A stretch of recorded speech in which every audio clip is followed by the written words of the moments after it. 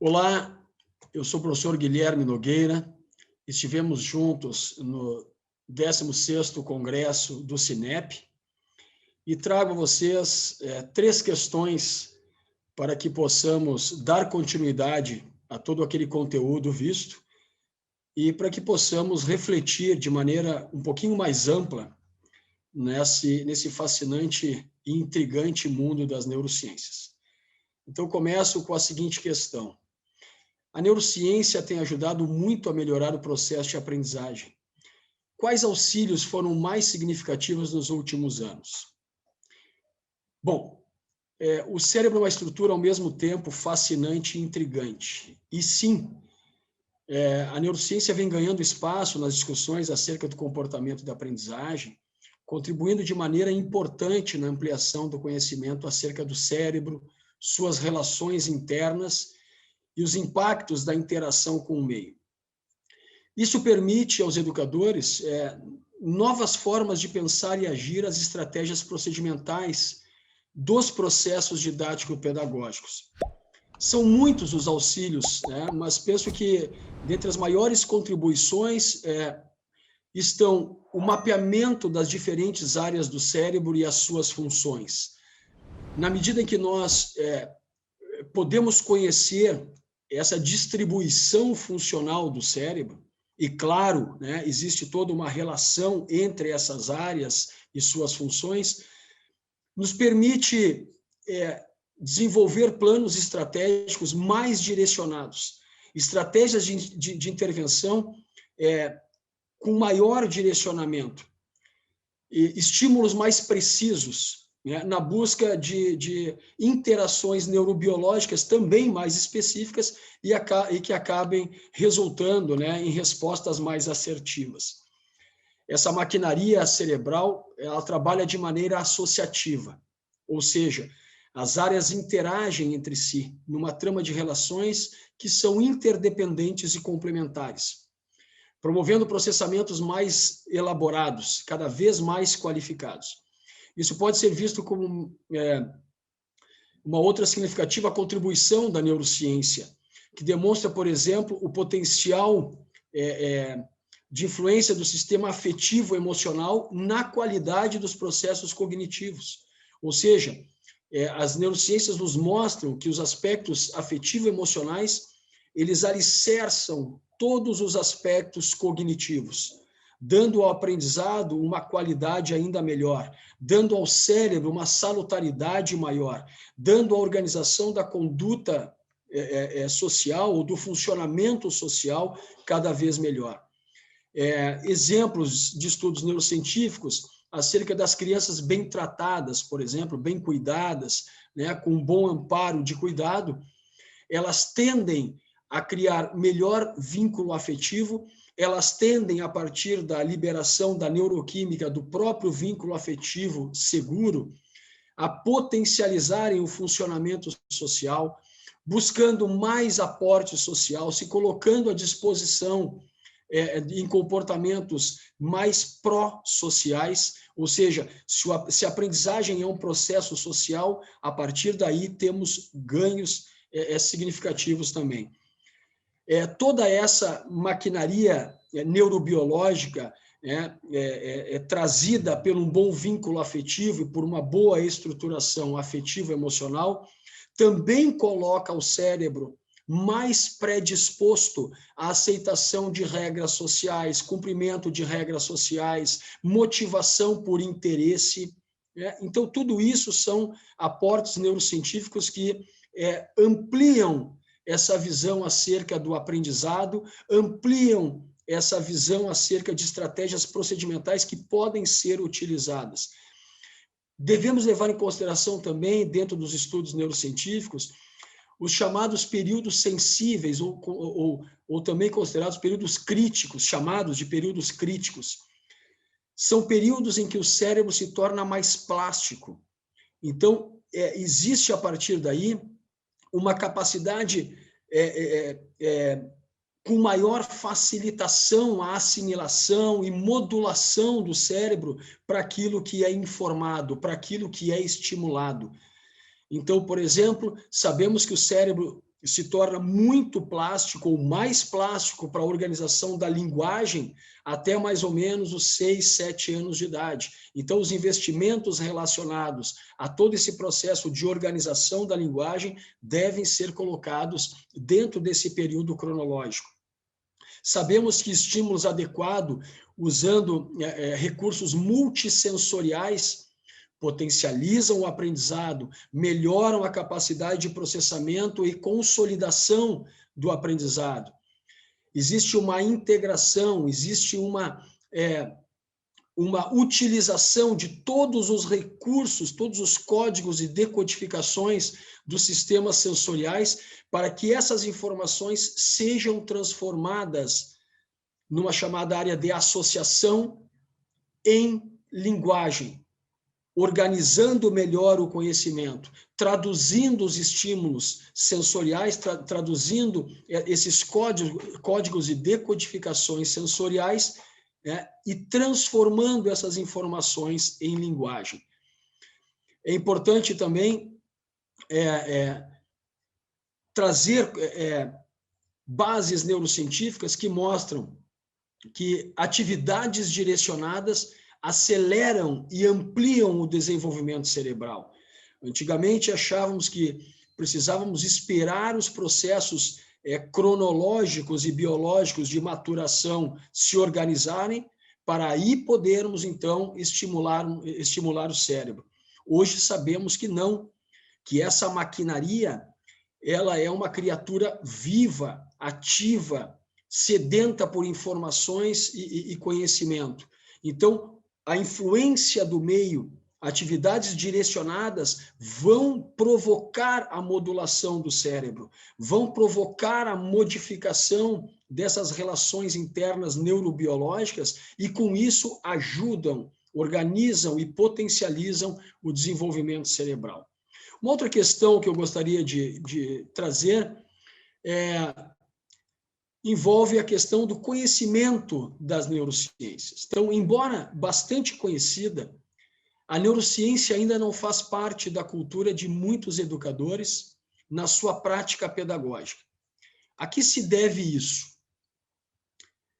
Eu diria que alcançar uma equação inteligente, integrando bases neurocientíficas e educação, requer primeiro desmistificar a ideia de que as neurociências é que vão dar todas as soluções e soluções rápidas para essa gama de problemas que enfrentamos no dia a dia e que vão se tornar prescritivas. Então, eu pego todos os dados de estudos neurocientíficos e faço, a partir dali, as prescrições direcionadas àquilo que eu quero. As coisas não funcionam e não devem funcionar dessa forma. Então, o que precisamos? Compreender melhor as bases neurobiológicas envolvidas nos processos de aprendizagem e na organização do comportamento, aquilo que já vínhamos conversando com a questão anterior. Isso permite, ou vai nos permitir, novas formas de pensar e agir essas estratégias procedimentais diárias no campo da educação, aumentando a probabilidade de eficiência, eficácia e efetividade, ou seja, tornando-nos mais assertivos. E aqui eu faço um parênteses. O que nos mostra as bases do Piaget, o estágio sensório-motor? Se formos buscar aporte neurocientífico, vemos ali uma integração mais potencial, neurobiologicamente falando, entre os sistemas sensoriais e o sistema motor. A criança não tem processamentos ainda muito complexos, ou seja, a criança não vai, dentro desse período, utilizar esses recursos informacionais, estimulatórios, para representar o mundo. Ela vai utilizar esses recursos para viver o mundo. Dar condições de que o sistema afetivo emocional consiga, pelo menos, discernir o que dentro daquele sentir e responder se torna recompensador ou se torna punitivo. A partir daí, o cérebro já começa a organizar estratégias procedimentais naquilo que é punitivo para se afastar, para eliminar, para atenuar. E naquilo que é recompensador, para se aproximar, para dar manutenção. Realmente, ainda há pouca disseminação dos conhecimentos provenientes dos estudos da neurociência para as áreas da educação. Eu penso que, por um lado, ainda há uma certa idolatria pela neurociência. A área da educação e muitas áreas colocam a neurociência muito distante. Colocam dentro de um domínio absoluto dos pesquisadores e de uma exclusividade dos bancos acadêmicos. Sendo assim, é claro, né, muitos educadores não se sentem à vontade para acessar e tentar se apropriar dos conhecimentos neurocientíficos. Por outro lado, falta uma iniciativa maior também dos pesquisadores em utilizar esse campo de conhecimento dos estudos neurocientíficos e traduzir esses resultados neurocientíficos para a área da educação, tornando-os mais acessíveis e utilizáveis no cotidiano. Então, para isso é indispensável aos pesquisadores a transposição desse isolamento dos laboratórios, dos bancos acadêmicos, para o contexto da vida real, valorizando cada vez mais os recursos procedimentais dos ambientes de aprendizagem e educação, e permitindo que essa prática educativa esteja muito mais disponível para o escrutínio científico também. É uma relação absolutamente interdependente e complementar. Bom, e para finalizar, eu deixo essa última questão, e que envolve também alguma proposta um pouquinho mais prática. Então, de que forma prática, né, como o professor poderá utilizar em sala de aula a riqueza da neurociência, a riqueza desse rico campo, né, que tenta desvendar essa estrutura tão complexa, né, como é o nosso cérebro. Eu costumo dizer para os meus alunos de pós-graduação que, primeiro, nós devemos nos apropriar desse conhecimento, conhecer como o cérebro funciona. Isso foi exatamente isso que eu fui buscar, né, para me tornar um pouquinho mais eficiente, eficaz e efetivo naquilo que eu propunha. Como o cérebro estabelece essas relações internas e como se dá essa interação com o meio. Qual a verdadeira influência do meio na organização e modulação dessa complexa maquinaria? E aqui eu deixo um exemplo, faço um parênteses.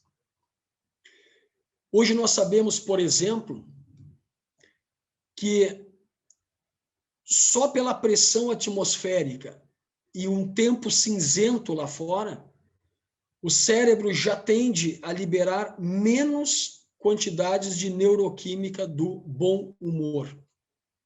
Sabendo disso e sabendo da importância dessa neuroquímica na organização funcional do cérebro e, consequentemente, na resposta comportamental, o ambiente deve criar mecanismos de compensação, criar espaços mais agradáveis, mais lúdicos, né, que melhorem o humor do indivíduo imerso naquele contexto. Isso vai ajudar tudo aquilo que nós já falamos anteriormente. Ao aumentar essa neuroquímica, e aí um outro parênteses, o cérebro trabalha à base de impulsos elétricos, de comunicações elétrico-químicas.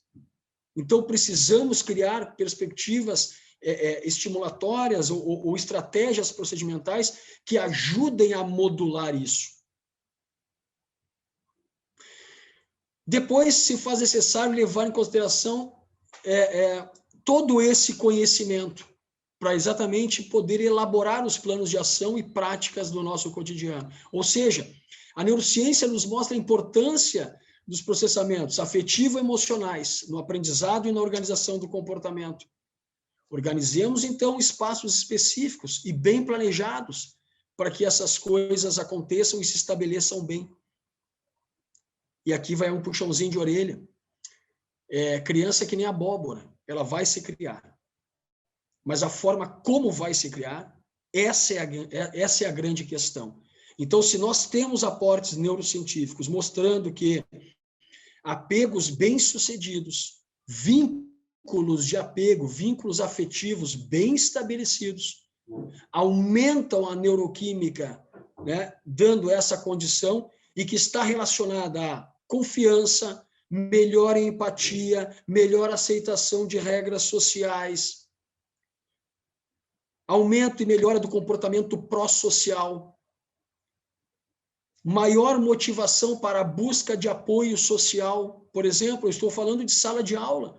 Quando o aluno tem alguma dificuldade e ele tem um bom vínculo afetivo como base, ele tem uma boa estruturação de liberação da neuroquímica do vínculo afetivo, a ocitocina, por exemplo, ele se coloca mais à disposição para buscar apoio para aquilo que é a sua dificuldade. Enfim, nós sabemos que o cérebro trabalha de forma associativa, integrando informações provenientes das diferentes vias sensoriais. Sabendo disso, passa a ser importante, então, variar os estímulos, modificar as estratégias procedimentais, mas sempre com algum mecanismo associativo, associando uma estratégia a outra, associando um material a outro. Isso faz com que os mapas neurais se integrem de maneira mais potencial, criem maior capacidade de evocar outras informações que estão associadas àquela informação que o aluno está aprendendo. E, consequentemente, tudo isso vai produzir maiores disparos também nas áreas de memória, potencializando a memória e entrando melhor e mais rapidamente na fase de consolidação do aprendizado. Então, agradeço pelo carinho, agradeço pela oportunidade de poder, mais uma vez, estar aqui conversando com vocês. Desejo muito sucesso e desejo que possamos, com mais essa bagagem de informações, não só ampliar o nosso arcabouço informacional e de conhecimento, mas produzir para a educação um campo de maior qualidade e que venha a impactar de maneira muito positiva para a melhora das crianças com as quais nós estamos, crianças e adolescentes e indivíduos de qualquer idade, que estejamos envolvidos no nosso dia a dia. Muito obrigado pela atenção, fiquem bem e sucesso naquilo que se propuserem a fazer.